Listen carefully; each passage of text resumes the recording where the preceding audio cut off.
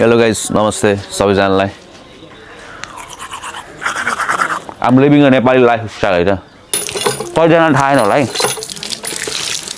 Natural, pure natural water है फेरि एउटा।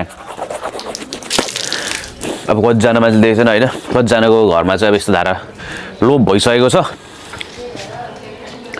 त्यही बेला आज यस्तो सम्झियो क्या, मौकाको बेलामा ट्याक्क क्याप्चर गरिदिइहालौँ न भनेर होइन। अनि अहिले चाहिँ यतातिर एकदम बाटो बनाइरहेको छ क्या। यहाँ बाटो बनिरहेछ अनि एक दिन हिँड्यो कि के अरे फोहोर भइहाल्छ कपडा, त्यही भएर चाहिँ एक दिन लगाउने अनि अर्को दिन चाहिँ पखालेर सुकाइदिइहाल्ने। यस्तो धुलो चाहिँ भने त्यस्तो फोहोर चाहिँ हुँदैन, त्यो धुलोहरू हुन्छ नि त, अनि त्यो चाहिँ हटाउनु पऱ्यो। अहिले त्यस जाडोको समय भए पनि होइन, बिहान बिहान चाहिँ तपाईँको जाडो हुन्छ अनि दिउँसो चाहिँ गर्मी नै हुन्छ भनौँ न। बिहान सायद जाडै हुन्छ, तपाईँ देख्न सक्नुहुन्छ यस्तो सुलाइरहेको चाहिँ। हिजोको अस्ति चाहिँ पानी पनि परिरहेको थियो होइन, अहिले चाहिँ पुरै हुस्सु लागिरहेछ। यो चाहिँ एकछिनसम्म हो, एकछिनमा चाहिँ हटिहाल्छ। दिउँसो चाहिँ जस्तो घामसम्म लाग्छ होइन। अनि आजको मेरो काम के हो भन्दा चाहिँ आज चाहिँ म दाउरामा कुखुराको मासु पकाउँछु है त। अनि यहाँ रहेको छ मेरो किचन होइन।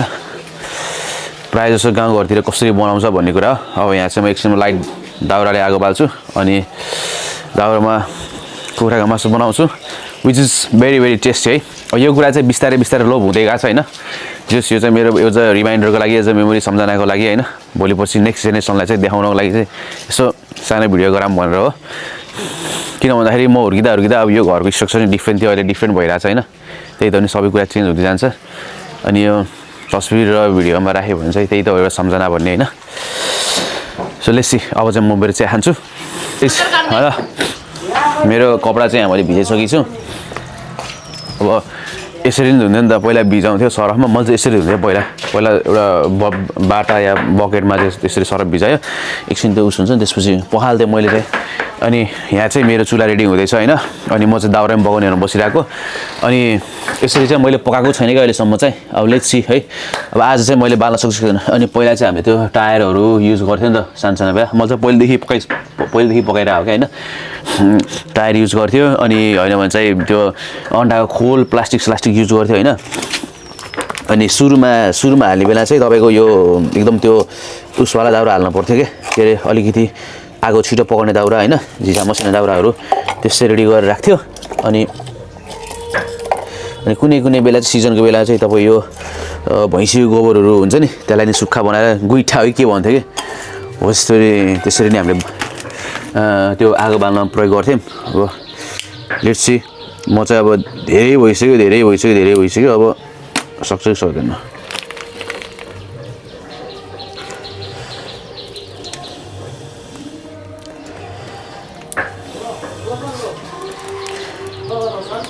ल रोक्नु है।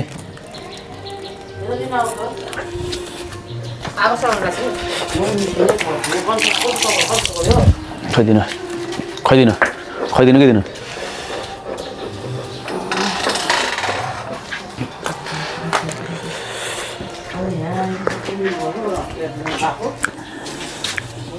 सो मेरो मम्मीले चाहिँ मलाई काले चाहिँ बनाएर ल्याइदिइसक्नु भएको छ होइन। अब काले चाहिँ खाँदै काम गर्नुपर्छ। अनि साइडमा आन्टीले चाहिँ मसलाहरू पिस्दै हुनुहुन्छ। पहिला चाहिँ आगो बाल्नु पर्यो है।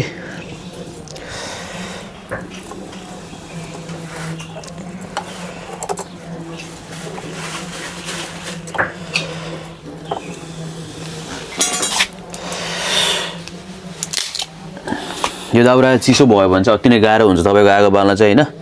अब यो सुक्खा दाउरा छ, अलिकति आगो झाप्पो टिप्ने छ भने चाहिँ खास त्यति गाह्रो हुँदैन। अब यता आगो बोल्दै गर्छ, उता म कपडा पनि पखालिदिइहाल्छु होइन। कपडा त्यति साह्रो फोहोर चाहिँ होइन, त्यो हल्का धुलो मात्र भएको। अनि उसको बी इजी होइन, मल्टिटास्किङ त गर्नै पर्यो। यस यहाँ चाहिँ आन्टीले पिसिराख्नुपर्छ त्यहाँ। चाहिँ अलमोस्ट भइसकेछ। अब चाहिँ त्यसलाई म पखालिदिन्छु। कसरी पखाल्छु हेर्नुलाई त्यो पनि अब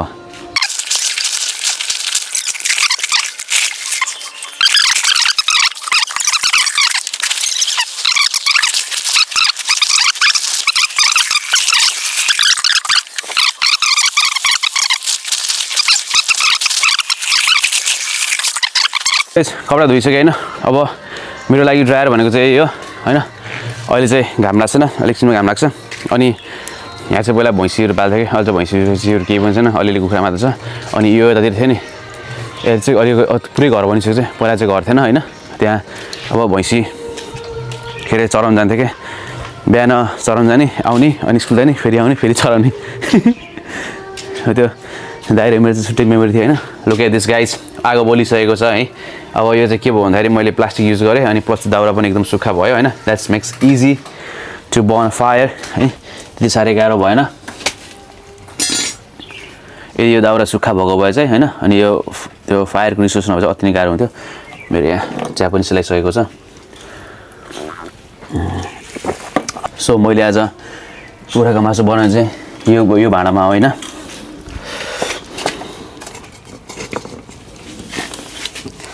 अब कतिजनालाई थाहा छैन कि होइन तर यो के अरे दाउरामा बनाएको र अनि यो भाँडा युज गरेको नि एकदम मिठो हुन्छ क्या अब मलाई चाहिँ मनपर्छ होइन अब तपाईँहरूले पहिले यस्तोमा बनाएर खानु भएको छ भने चाहिँ तपाईँहरूलाई नि थाहा होला होइन अब प्रायः जस्तो यो हुन्छ नि हाम्रो यो भट्टीसट्टीमा नेपाली लोकलमा चाहिँ स्कुलमा यस्तै भाँडाहरू युज गर्छ अनि हाम्रो पनि पहिलेदेखि यस्तै युज गर्थ्यो यही भाँडा युज गर्थ्यो होइन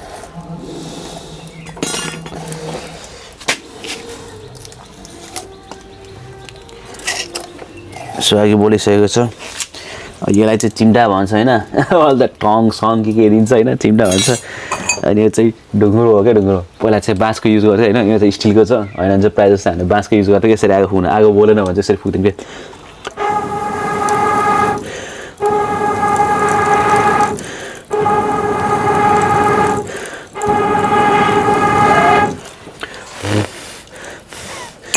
That's how we do it होइन त अब चिया खाँदै मासु पकाउँछु आज चाहिँ मैले बनाउनु लागेको भनेको चाहिँ यो के अरे कोइलर कुखुरा हो होइन लोकल कोइलर बोइलर हुन्छ होइन यहाँको नेपालको बोइलर नै दामी हुन्छ कोइलर भन्दा यहाँ तेल पनि तातिसकेछ अनि मैले पकाउने तरिका भनेको चाहिँ पहिला यसलाई फ्राई गर्छु त्यसपछि प्याज लसुन अदुवा हालेर फेरि एकछिन फ्राई गरेर त्यसरी बनाउँछु है अब यो फ्राई गरौँ पहिला अब तपाईँहरूले जिरा धनियाँ त्यो के हुन्छ सबै कुरा हाल्दा हुन्छ होइन छ भने सबै हाल्दा हुन्छ यो चाहिँ हिजो काटेको यो घरकै हो है फेरि एकदम लोकल हो 100% तेल तातिसकेको छ मेरो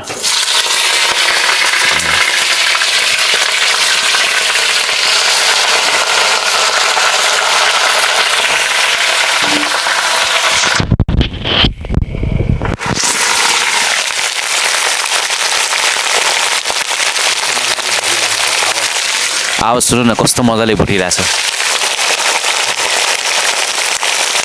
सुन्दै मजा आउने के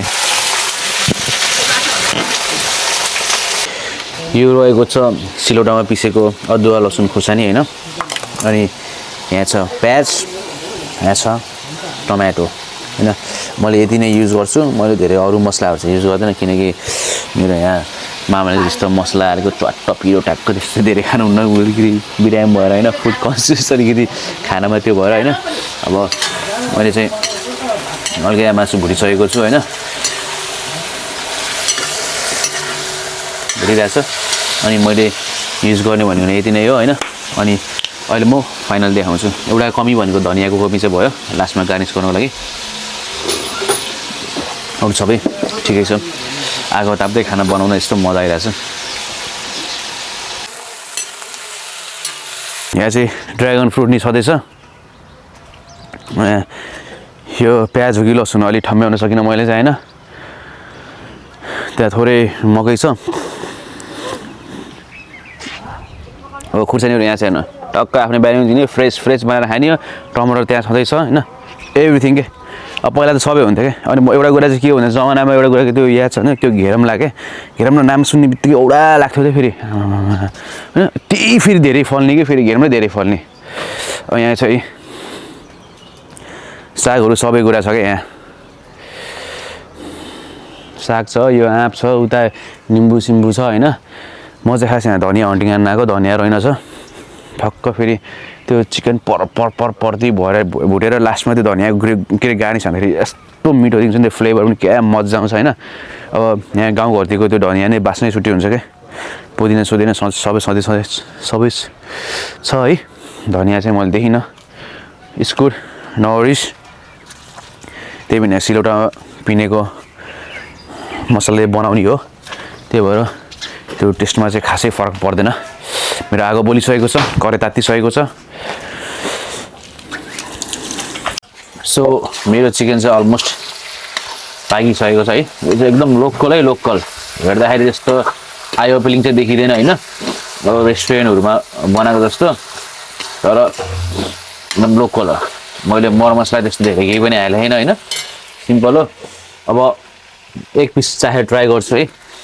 मलाई चाहिँ खास पिरो खानु मन लाग्छ, तर यहाँ घरमा चाहिँ खाँदैन कि पिरो, त्यही भएर होइन। अब नुनसुन कति बेला छ के अरे पहिला फेरि हाम्रो बानी चाहिँ यस्तो छ कि चुलामा चढाउनु बानी छ कि होइन। यो खानाभन्दा अगाडि भात सातहरू सब चुलामा चढाउनु बानी छ। अब त्यो अब यहाँदेखि बाहिर भएपछि त्यही अब त्यो यस्तो कुराहरू खासै फलो गरिँदैन। ट्राई गरेर मैले मैले मसला त्यस्तो केही पनि हालेको छैन क्या, तर पनि त्यो स्वाद हुन्छ नि नेक्स्ट लेभल छ क्या। सो त्यही हो, अब रेडी भइसक्यो। अब 3-4 मिनट यस्तो गर्छु, अलिकति आगोमा राख्छु, सक्यो। अनि आगोमा बनाएको चाहिँ बवाल हुन्छ। अब आजलाई यति नै। अब यहाँभन्दा धेरै ब्लग चाहिँ नगरौँ, जस्ट माछा मिठो छ। अनि अर्को कुरा के हो भन्दाखेरि कतिजनालाई थाहा नहुनसक्छ, सिलौटा भनेको चाहिँ यो है। अब यो चाहिँ प्रायः जस्तो हामीले चाहिँ गोलभेडाको अचार सचार टमाटरको अचार होइन, मसला ससला पिन्न चाहिँ यो सिलौटा युज गर्छौँ। अनि यसमा पिनेको तपाईँ आफै ट्राई गर्न सक्नुहुन्छ। यसमा पिनेको चटनी र मिक्सरमा पिनेको चटनीको स्वादै डिफ्रेन्ट पाउनुहुन्छ क्या। सो आजलाई यति नै। यही हो मेरो गाउँले ब्लग, नेपाली लाइफस्टाइल। यदि तपाईँलाई मन परेछ भने प्लिज लाइक सेयर सब्सक्राइब गरिदिनु नभुल्नु होला। जय Nepal, bye bye, I'll see you in next vlog, Tata.